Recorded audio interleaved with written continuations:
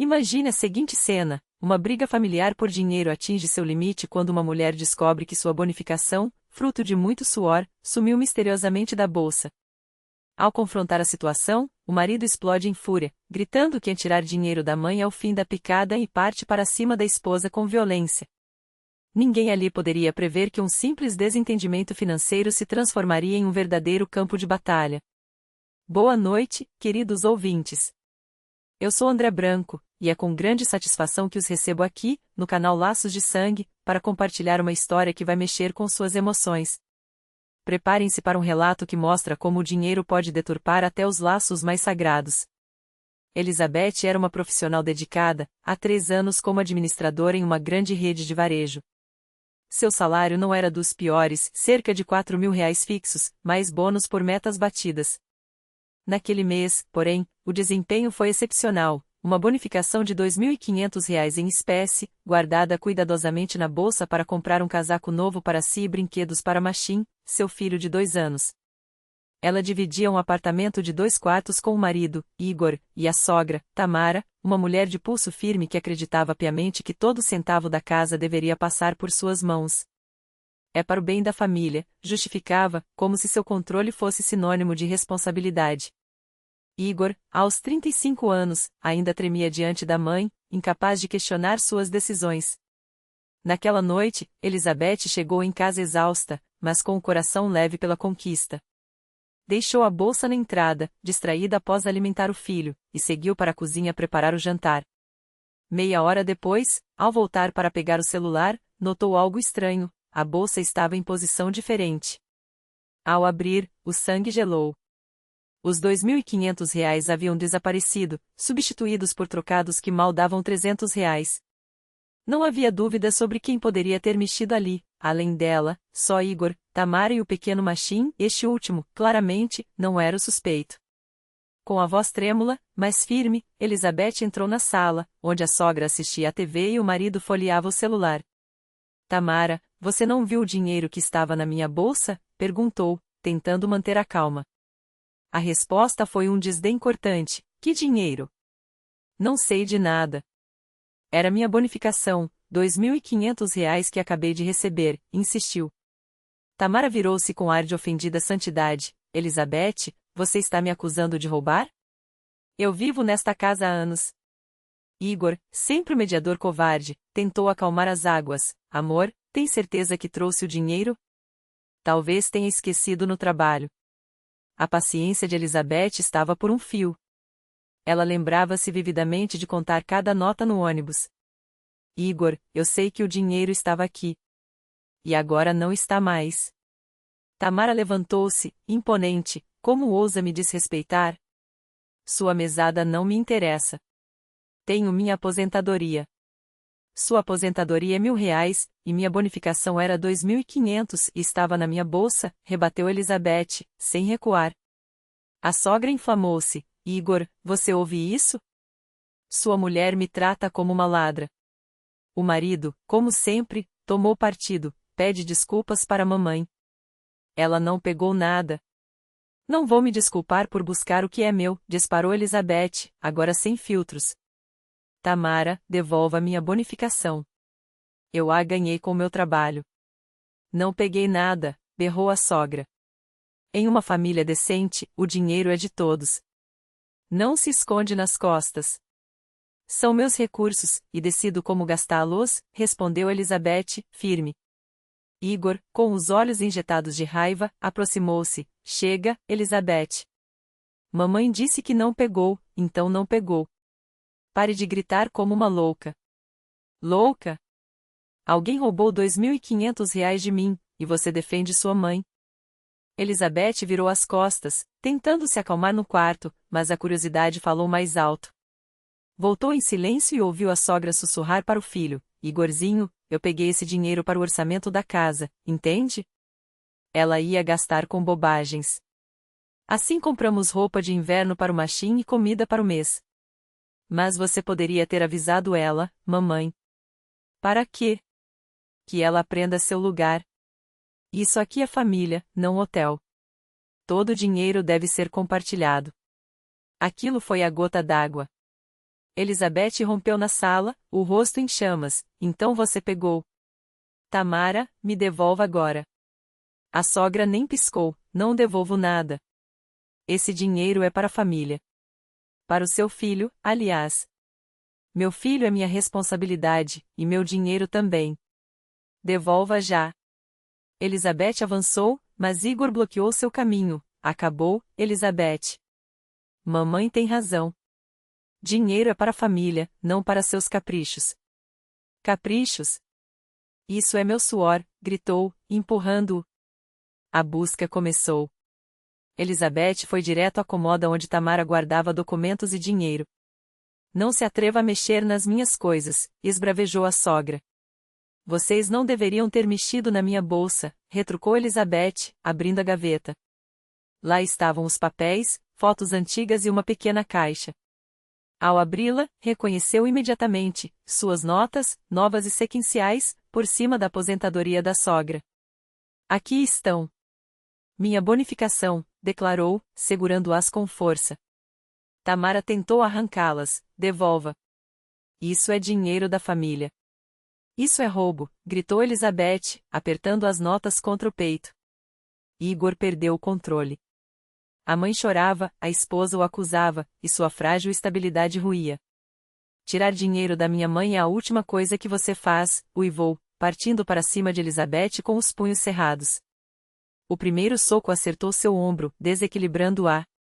Ela esquivou-se do segundo golpe, mas algo dentro dela estalou. Anos de humilhação, a interferência constante da sogra, e agora aquele desrespeito. Elizabeth não era frágil. Na adolescência, havia treinado boxe, depois, 2 anos de defesa pessoal. Os reflexos voltaram. Quando Igor tentou agarrá-la, ela girou com precisão e acertou seu cotovelo no plexo solar do marido. Ele dobrou-se, ofegante.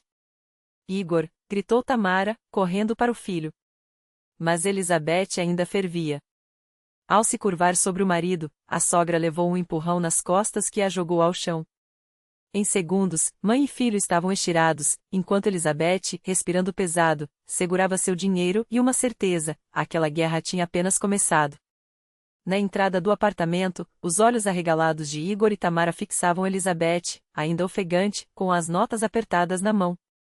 O sangue latejava em seus ouvidos, os dedos tremiam, mas uma estranha leveza inundava seu peito. Meu dinheiro fica comigo, disse ela, baixa, mas com uma firmeza que não deixava espaço para réplicas. E se alguém ousasse tocá-lo novamente sem permissão, as consequências seriam ainda mais duras. Igor se ergueu com esforço, massageando o abdômen onde o golpe havia acertado. Seu rosto era uma máscara de incredulidade. Lisa, você enlouqueceu? Você me bateu. A voz tremia entre a dor física e a ofensa. Defendi meu dinheiro de ladrões, respondeu Elizabeth, sem pestanejar. E me defendi de um marido que levanta a mão contra mim. Cada palavra saía como um golpe preciso, cortando o ar entre eles. Tamara, ainda no chão, arrastou-se até sentar-se com dificuldade, o peito arfando. Eu não queria roubar, Lisocha. Só queria ajudar a família. As lágrimas escorriam por um rosto que, pela primeira vez, não exibia autoridade, mas sim pânico. Ajuda-se com o que é seu. Não com o que é dos outros. Elizabeth não esperou respostas. Entrou no quarto, pegou Machine, que dormira durante toda a cena, e começou a juntar suas coisas numa bolsa com movimentos rápidos, quase mecânicos. Lisa, aonde você vai? Igor tentou segurar seu braço, mas ela esquivou-se como se seu toque queimasse.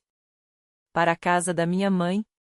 Preciso pensar se ainda quero uma família onde me roubam e me batem. A porta do armário bateu com força ao ser fechada. É tarde, Igor. Você escolheu sua mãe, não sua esposa. Fique com ela. E saiu. Naquela noite, sentada à mesa da cozinha de sua mãe, Elizabeth contava tudo entre soluços e risos nervosos. A velha senhora ouviu em silêncio, os nós dos dedos brancos de tão apertados. Fez certo, filha, disse por fim, com uma voz que não deixava margem para dúvidas. Ninguém tem o direito de te humilhar. Esse Igor? Um menino de mamãe, não um homem. Nos dias seguintes, as ligações de Igor se multiplicaram 10, 15 vezes. Vem pra casa, vamos conversar. Minha mãe devolve o dinheiro. Mas Elizabeth já não acreditava em promessas. Anos a fio havia esperado que ele crescesse, que protegesse ela da tirania de Tamara, em vez de se curvar a ela. Uma semana depois, assinou os papéis do divórcio. Igor mal resistiu. Até Tamara apareceu, arrastando os pés, com um discurso de arrependimento ensaiado: eu só queria o melhor para a família. Mas era tarde. Unidade se constrói com respeito, não com furtos, cortou Elizabeth. O juiz foi rápido. Igor nem contestou os termos, nem mesmo os alimentos. Talvez, no fundo, soubesse que não tinha direito a nada, nem a ela, nem ao filho, nem à ilusão de que ainda era um homem livre. Com uma mala de roupas e um contrato de aluguel de um apartamento de um quarto, Elizabeth começou do zero. Foi duro, um filho pequeno, turnos exaustivos, contas que não esperavam. Mas pela primeira vez em anos, ninguém mexia em sua carteira. Ninguém lhe dizia como gastar o suor do seu trabalho. E isso, sozinho, já valia cada noite em claro. Um ano depois, conheceu Andrei. Gerente de compras na mesma rede de lojas, ele era o oposto de Igor, independente, dono de suas próprias escolhas, cozinhava, limpava, cuidava de si. Quando viu Machim pela primeira vez, ajoelhou-se para ficar no nível dos olhos do menino. E o pai dele? Perguntou, como se já soubesse a resposta. Nunca cresceu, respondeu Elizabeth, secamente. Ficou presinho no avental da mamãe. Andrei assentiu, como se aquilo fosse a coisa mais óbvia do mundo. São muitos assim. Homens no papel, crianças na prática. E então, sem mais delongas, estendeu a mão para Machim. Vamos, campeãozinho. Que tal eu te ensinar a andar de bicicleta? Com Andrei, tudo era fácil. Ele nunca revisava suas contas, nunca questionava seus gastos, mas estava sempre lá, ajudando com o dever de casa, consertando a torneira que pingava, trazendo café na cama nos domingos. Quando se casaram 1 ano e meio depois, Elizabeth sorriu ao assinar os papéis, sabendo que dessa vez não era uma transação, mas uma parceria. Igor ainda aparecia esporadicamente para ver Machim. Magro, com olheiras fundas, ele parecia um fantasma do homem que um dia fora. Tamara, agora sua única companhia, havia se tornado uma sombra ainda mais opressiva, ligava para o trabalho dele, checava cada gasto, tratava-o como um adolescente irresponsável. Como vão as coisas? Perguntou Elizabeth certa vez, por pura curiosidade. Mais ou menos, murmurou ele, evitando seus olhos. Mamãe está ativa. Cuida de tudo. A ironia era tão espessa que quase se podia cortar. Você tem 40 anos, Igor. Quando vai viver sua vida? Ele não respondeu. Pegou o filho pela mão e foi embora, como sempre, silencioso, derrotado. Tamara sobreviveu a um primeiro infarto, mas não ao segundo. Quando morreu, 5 anos depois do divórcio, Igor ligou para Elizabeth chorando, perdido. Não sei o que fazer, Lisa. Pela primeira vez na vida, estou sozinho. Sua voz era a de um menino assustado. Todo mundo aprende, Igor. Nunca é tarde para virar adulto. Se ele aprendeu, ela nunca soube. Depois do funeral, sumiu. Machim, então com 8 anos, mal perguntou por ele. Andrei já era pai em todos os sentidos que importavam. Às vezes, Elizabeth pensava naqueles 25.000 rublos não pelo valor, mas pelo que representaram. Se tivesse se calado naquela noite, se tivesse engolido o orgulho e a raiva, ainda estaria presa naqueles ciclos de humilhação, entregando cada centavo ganho para ser gerenciado por Tamara. Mas aquele golpe no plexo solar de Igor, metáfora e realidade, havia sido o primeiro passo para uma vida que, finalmente, era sua. 7 anos depois, ela comandava uma rede de lojas, faturava mais de 100.000 por mês e não devia satisfação a ninguém. Andrei, seu verdadeiro parceiro, ganhava bem, mas nunca exigiu acesso às suas finanças. Sabe, disse-lhe certa noite, enquanto tomavam vinho na varanda, se você não tivesse defendido aquele dinheiro, ainda estaria debaixo da bota deles. E eu nunca teria te conhecido. Poético, não? Riu ela. Sua ex-sogra tentou destruir minha vida, e acabou me dando uma muito melhor. O telefone tocou. Era a escola de Machine. Sua apresentação de inglês foi incrível, Senhora Elizabeth. Ele tem jeito para línguas. Ao fundo, ouviu-se a risada da filha pequena, que Andrei balanceava nos braços como se fosse a coisa mais preciosa do mundo. Elizabeth sorriu. A vida, afinal, tinha um jeito estranho de recompensar quem ousava lutar por ela. O sucesso financeiro que construíram juntos não era apenas conforto, era prova viva de que a dignidade compensa. Os filhos não conheciam privações, viagens anuais ao mar, aulas de música, o luxo de escolher sem medir esforços. Tudo aquilo havia nascido de uma premiação roubada e da coragem de não se curvar.